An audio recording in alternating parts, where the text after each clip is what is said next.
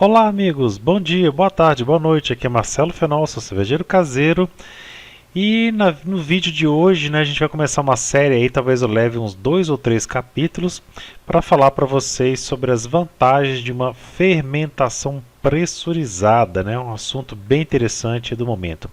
Mas antes, se você gosta do que eu posto aqui, você também pode me ajudar. Se inscreva no canal, clique aí no quadradinho inscreva-se, ative as notificações para você receber os vídeos dos lançamentos, dê o seu joinha quando você gostar, quando você achar que eu mereço.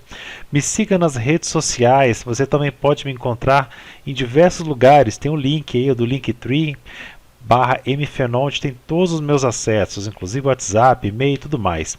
Conheça também o curso de cervejaartesanal.net, um lugar que eu tenho para te ensinar a fazer cerveja artesanal. Mais de 14 módulos, mais de 50 horas aulas de conteúdo. Também comente, participe, dê sugestões, só assim eu posso fazer o canal melhor para você. Então, referências de hoje, a gente tem uma referência bibliográfica, o livro Biochemistry of Beer Fermentation, do Eduardo Pires, um autor brasileiro. Alguns sites, o Spike Brewing, Scott Jenisch, e também o site do David Heath Homebrew, alguns lugares aí para a gente falar sobre fermentação pressurizada. Então, começando, a gente tem que entender o que é um fermentador pressurizado ou um fermentador pressurizável, um fermentador capaz de segurar uma pressão. Então, geralmente ele é um equipamento inox, ele também tem aí, a gente vai ver já já, ele em formato de PET, mas geralmente ele é um equipamento inox e ele permite de alguma forma um fechamento totalmente hermético durante a fermentação. E aqui em cima, como vocês podem ver no desenho, tem essa pontinha aqui, ele tem uma válvula de alívio que regula a pressão máxima aqui dentro. Então a gente vai conseguir deixar uma pressão aqui dentro e vai conseguir regular essa pressão. Ele vai ter alguns itens essenciais que a gente já vai falar. E no caso desse aqui, ele pode também ter o blow-off. Ele pode ter uma saída aqui para você botar um blow-off para fazer uma fermentação tradicional, caso assim você deseje. Então, os fermentadores que suportam pressurização são todos? Não, não são todos. São especificamente aqueles que têm tampa pequena, para ele aguentar a pressão, para que a borracha consiga vedar, eles geralmente têm uma tampa pequena. São raros casos como esse que tem uma tampa grande aqui, mas essa tampa vai ter uma climpagem aí metálica muito forte. Aqui está o climp, aqui você também consegue ver o climp que você roda para você conseguir fazer esse fechamento e assim conseguir pressurizar. Esse fermentador aqui, segundo, ele tem 2 climps, tem esse aqui, e tem um menorzinho aqui em cima. Esse aqui tem uma tampa de rosca, a tampa também pode ser de rosca, e esse barril aqui tem uma tampa de clipagem também, como a gente pode ver aqui. Como eu falei, também é necessário válvulas de alívio. A gente tem uma aqui, tem uma outra válvula aqui, esse aqui não dá para ver, e esse tem a válvula spuding e válvula de alívio junto na mesma peça. Já já a gente vai falar sobre isso também. Então, como eu falei, qualquer fermentador inox pode ser pressurizável? Não.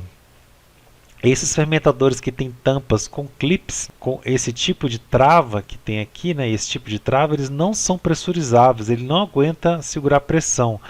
Na medida que a pressão aumenta um pouquinho, 0,3, 0,5 já começa a vazar por aqui, não adianta, a gente não consegue segurar pressão dessa forma. Além disso, essas travas elas não foram feitas para segurar pressão, então elas podem eventualmente se soltar daqui do lado, ela só tem um ganchinho, ela pode soltar e isso aqui pode acabar explodindo, aí, acontecendo um acidente. Então é muito, muito perigoso você tentar pressurizar esse tipo de fermentador.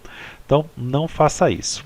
E quais são os componentes chaves para a gente ter um fermentador pressurizável? Primeiro deles, a gente precisa ter um manômetro, a gente precisa ter aquele mesmo manômetro que a gente tem ali no nosso CO2, tem que ter também nesse fermentador. Ele vai medir a pressão interna do fermentador. A gente pode ver aqui, por exemplo, um pequenininho aqui nessa imagem.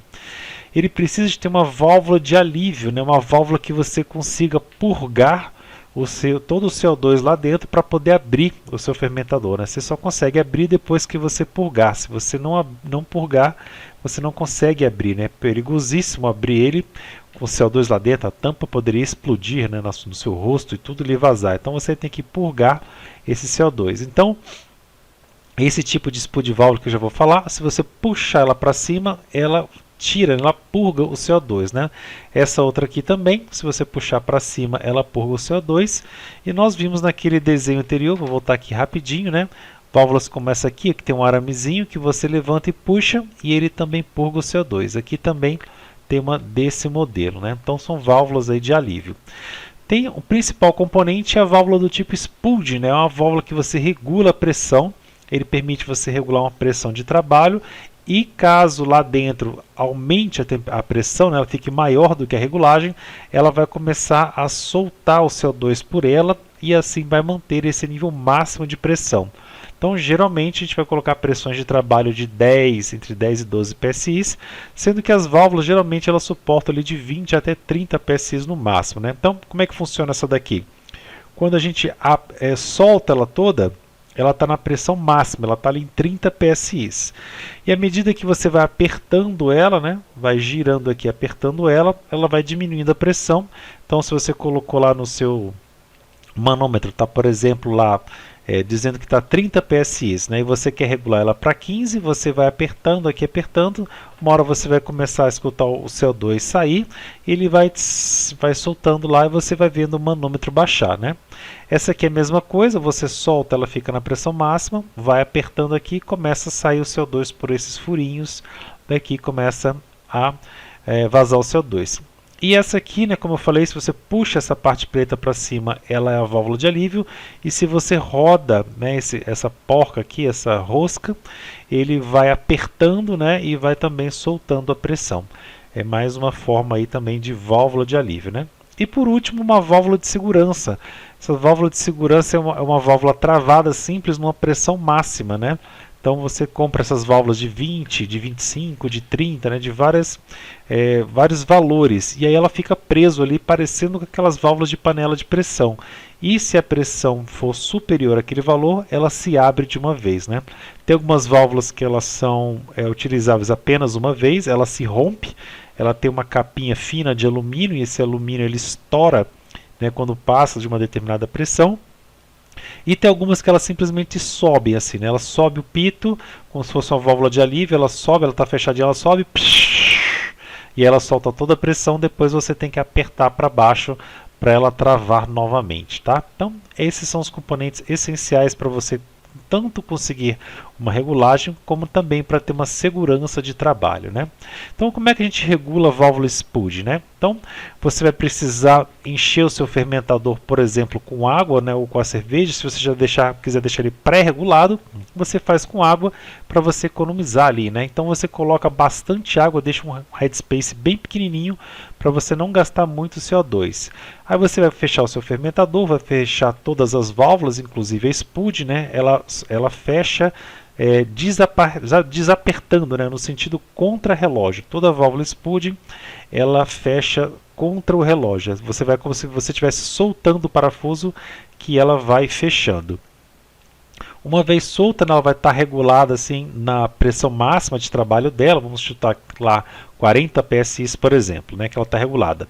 Aí você vai encaixar o seu cilindro de CO2 e vai começar a encher ele, né, encher ali o seu fermentador de acordo com a regulagem que você quer, que você setou ali também no regulador do seu CO2, né? Então suponha que você quer regular ali para 20 PSI, você coloca 22 PSI no seu CO2 e deixa ele chegar na pressão que você quer, na pressão de trabalho, né?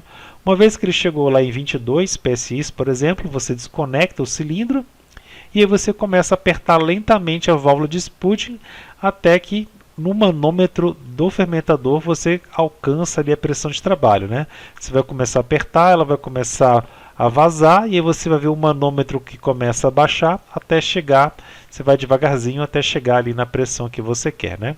Uma vez feito isso, ela está regulada. Agora você pode despressurizar o teu cilindro pela válvula de alívio e jogar fora a água que está lá dentro e já está reguladinho aí para você trabalhar na sua fermentação. Então, bem simples aí o processo de como a gente regula. No nosso próximo vídeo a gente vai começar a falar sobre o ciclo de vida das leveduras e as características aqui, mas vai ficar para o próximo vídeo, tá? Hoje a gente encerra por aqui, te aguardo aqui no próximo, na continuidade da nossa videoaula. Um abraço e até logo!